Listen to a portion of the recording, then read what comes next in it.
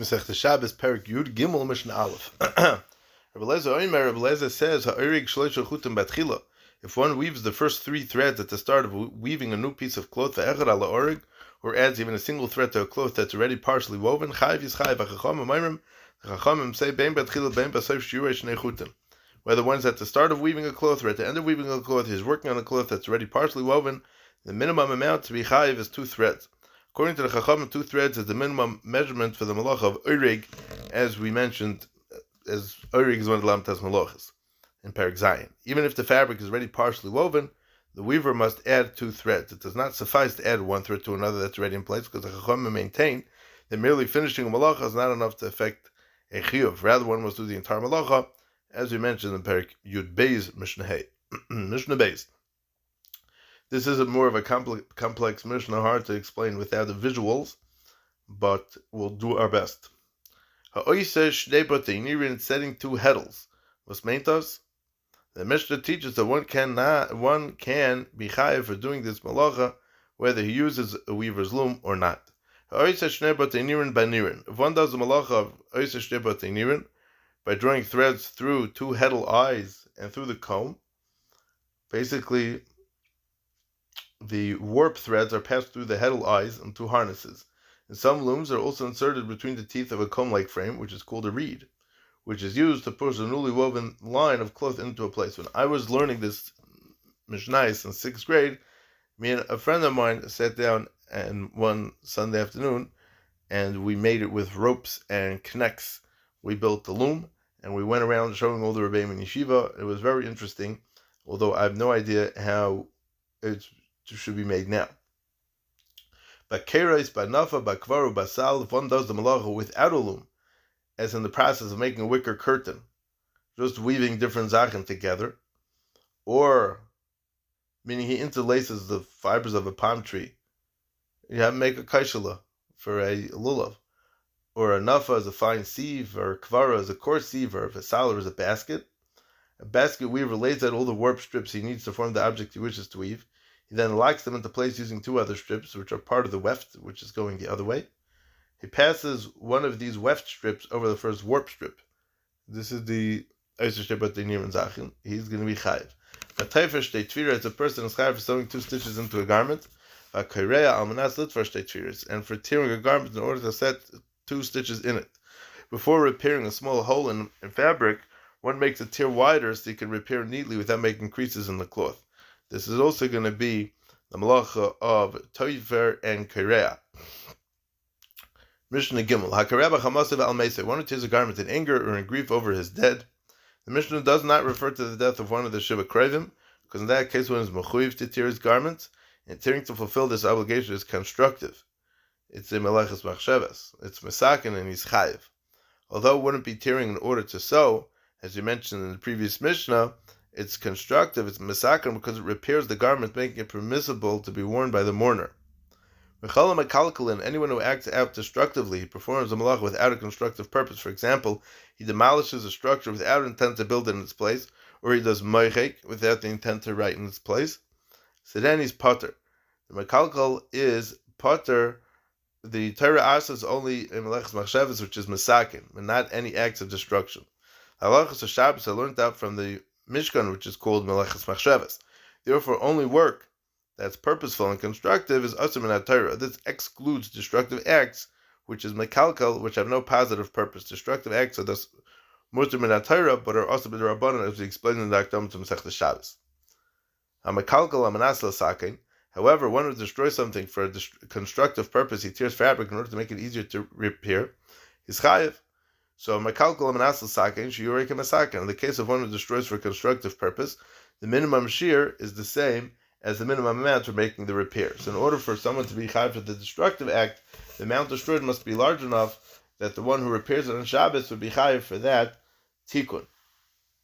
For example, if one tears a garment that can be sewn up more easily, he's chayiv only if he tears enough fabric in which 2 stitches can be sewn, because 2 stitches is the minimum, taifer shtei tefiros, is the minimum for the intended repair of sewing, as we mentioned in the previous Mishnah. Likewise, one who erases letters so that other letters can be written in the place, is chayiv only if he erases at least 2 letters, that being the minimum shear for the malach of kaisiv. However, one who demolishes It was the Seiser.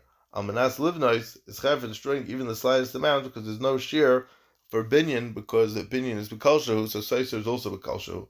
Makes things very interesting, because I'm trying to think of an example of a Seiser. If somebody, let's say, it has to be that Almanas Livnois. Sometimes if a person flicks off a few crumbs from a brick, it's not necessarily doing anything, so then that one may just be Seiser, Almanas Listar, not necessarily Seiser, Almanas Livnas.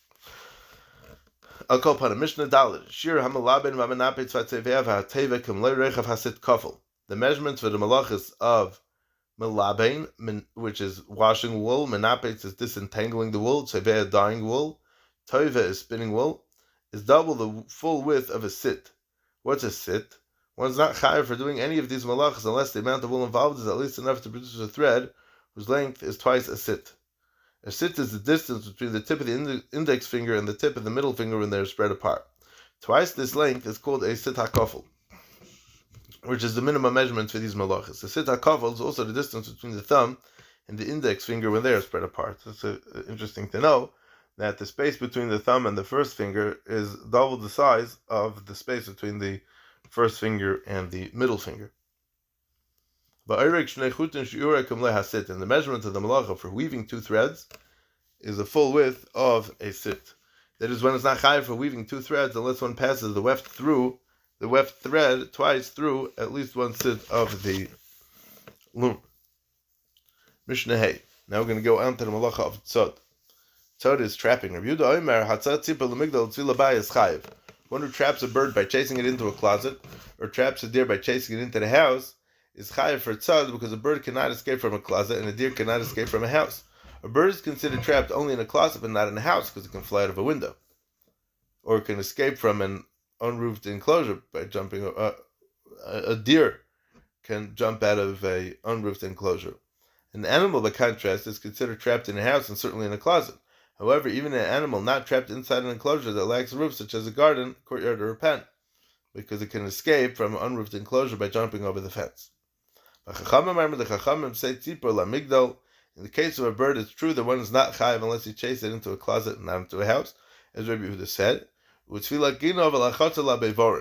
in the case of a deer, one is chayav even for chasing it into a garden, courtyard, or pen, or any other unroofed enclosure, because according to the Chachamim, a deer is considered trapped even in these places. Although a deer could escape from an unroofed enclosure, it's unlikely to do so. The Chachamim therefore understand that a deer is considered trapped even in an enclosure that does not have a roof, such as a garden, courtyard, or a pen, a tzvi, gina, chatzer, or bevorn. Reb Shimon Gamliel says, "Lo kol bevorn shavin." Not all pens are the same.